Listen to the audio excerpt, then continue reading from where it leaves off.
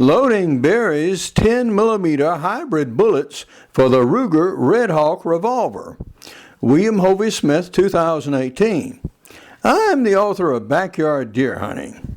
And here we're doing some unusual things with some unusual bullets for the 10mm Ruger Redhawk revolver, and frankly, we did not succeed very well with it. This is Hovey Smith, the Backyard Sportsman, also known as the Hove among certain occupants of sports bars in New York, New Jersey, Delaware, and Pennsylvania. What we're doing today is we are reloading the 10mm auto cartridge for pistol, in particular the Ruger Redhawk. It didn't start out that way. What our hope was to reload for the 10mm and produce cartridges that would run not only in the revolver, but also in this high-point semi-automatic carbine, and also in semi-automatic pistols. And for our first attempt, we got some Berry's hybrid bullets here. These are hollow-pointed and look superficially like jacketed bullets. Well, they're not quite. The hybrid comes in is because these bullets are pure lead cores, and then they are formed and given a heavy plating of copper. Consequently, they have the effect of the jacketed bullet, but more rapid expansion.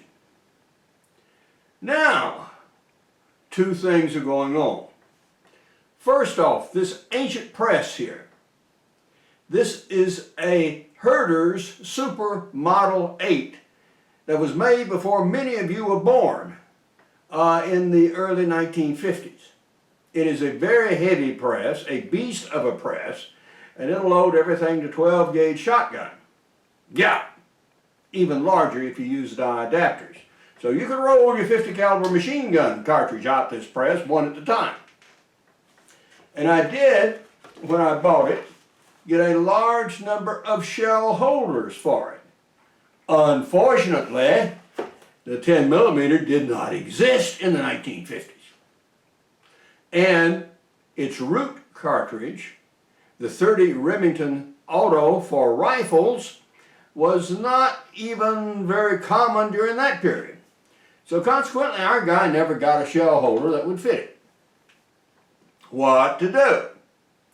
Well, I did have some smaller shell holders, so we took it down to our machine shop, and he found a special cutter die. Ooh, this little fella here. And I'll show you a close-up of this one too. It's a neat little thing.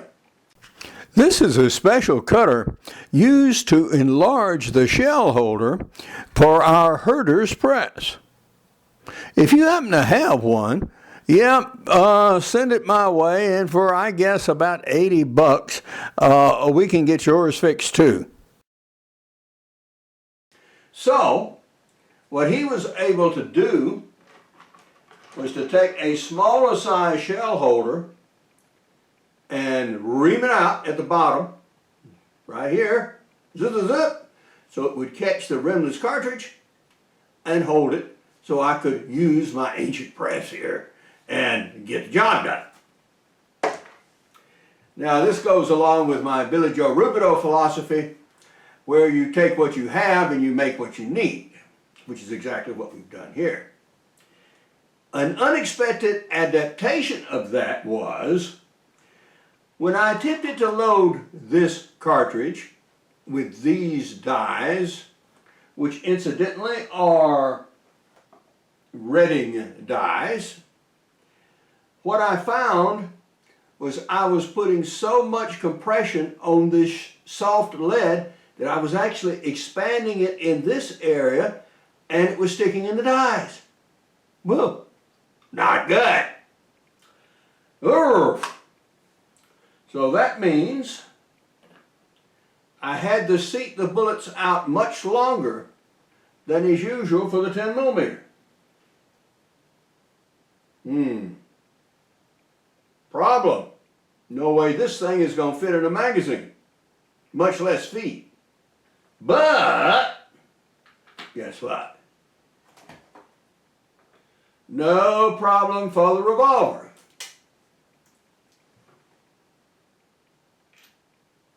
Drops right in just like it's supposed to. Now this 10 millimeter, if you haven't seen it before, uses typically a full moon clip. So this is normal. So we can use these bullets, we can shoot them in the revolver, but not in our semi-automatics. So we're halfway there. But we learned something useful. And so I'm going to go ahead and I'm going to roll 25 of these. And we're going to load them up and take them out and try them. Look. The powder I'm going to be loading is Unique. Now Unique is an old powder. This is a flake powder, and it is typically used in cartridges like the 45 Long Colt, 44 Magnum, 4440, and so on. And it gives not the highest possible velocities, but high mid-range. So with Unique in this cartridge, we should be bumping along somewhere about 1,000, 1,100 feet per second with a load of 7 grains. Now we could, because we're seating the bullet out further in the case, actually load more powder, but I'm not going to do that, particularly not for this first time out. But with as much extra case capacity as we have, since we're seating the bullets out so far, 7 grains should give a moderate, respectable load. And we'll actually chronograph these and see how we go. So I'm going to measure out some powder. I have my scales here and of course our powder. And one bad thing about Unique and flake powders in general is they don't meter well. You like to have a round powder or something much more compact, and this is a reason Unique sort of fell from favor.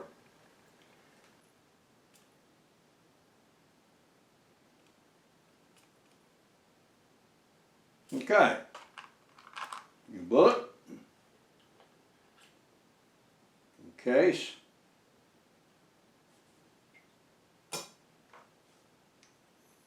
powder,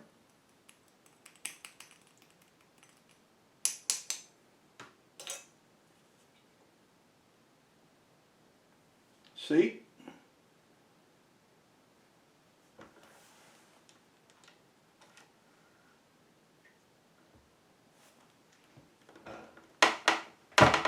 now, that's much better.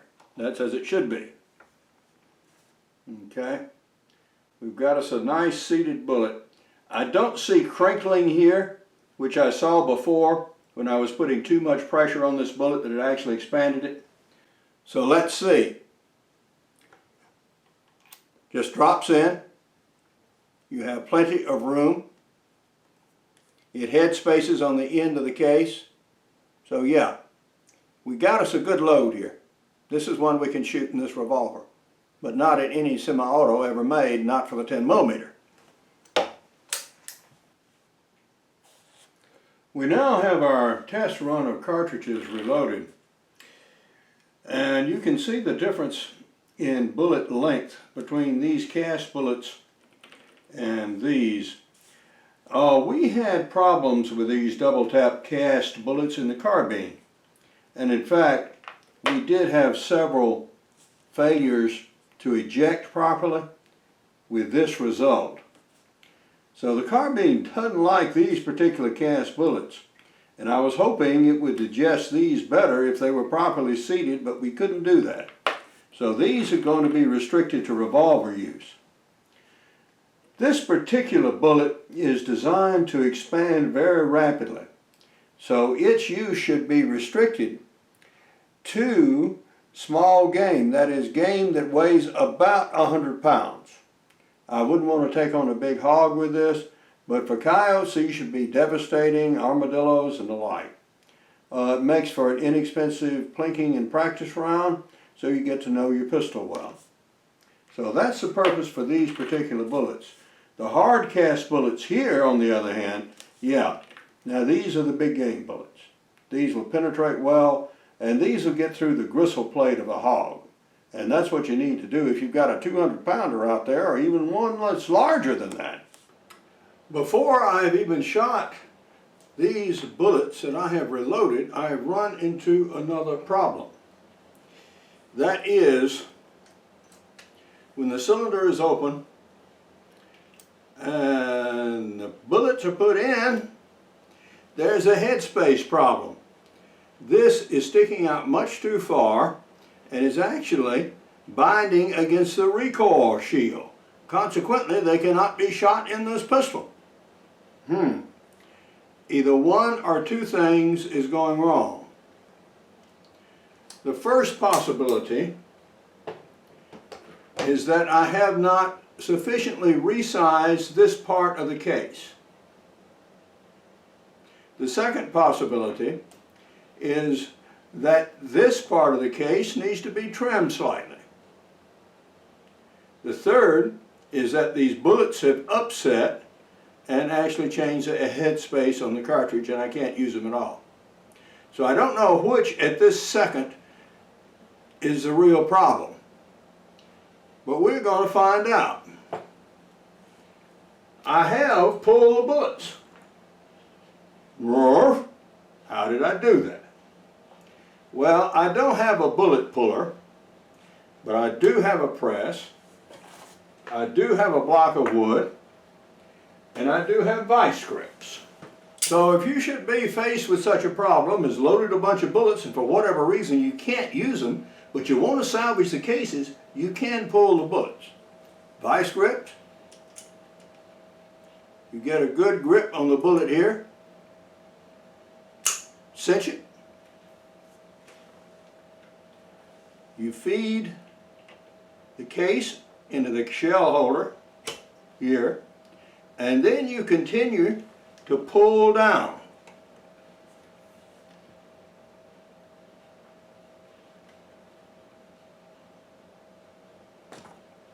And this frees your bullet. And so I have extracted all 25 bullets. Not only that, I can also salvage my powder charge. So now what we do is we take the decapper resizer die, we remove the decapper plunger, and we resize the case completely to see if this bulge at the head might have been the problem. Our resizing in the dies and actually testing in the revolver has informed us that these cases right here will just not function in that revolver cylinder, although these will. And we also found that all of our brass cases here, rather than the plated cases, would also function in the revolver once they were resized. Why? Well, different batches of brass literally have different characteristics, and obviously these do. Now, some of these were fired in the carbine, and some of these were fired in the carbine. The blowback mechanism of the carbine apparently caused one batch of brass from the double tap factory loads to stretch. So we're going to have to fall back and regroup. I think I'm going to have to use very strong jacketed bullets in the cases that are short enough to work in order to reload, but again, I just don't happen to have any on hand tonight. We'll have some tomorrow, but I don't have any tonight. So we're going to wind this up. But now, this is Hovey Smith, reminding you to hunt what you eat and eat what you hunt. Be legal, be ethical, be safe, goodbye, God bless, and see you next time. Besides backyard deer hunting, I also have extreme muzzleloading and e-books on muzzleloading hunting. And these include muzzleloaders for hunters and hunting big and small game with muzzleloading pistols. My new business book, Create Your Own Job Security, Plan to Start Your Own Business at Midlife, is for those who fear they may be laid off at some time in their 40s, 50s, and 60s and want a business already well formed and in hand in case that unfortunate event happens. Being a rimless case and fired in a higher than usual pressure cartridge caused me problems, as well as trying to use that hybrid bullet. For more information on my books, blogs, and more than 670 videos, you can go to my website, www.hoviesmith.com. For my new business book, go to the website below. Good hunting and good eating from the outdoors. Goodbye, and God bless.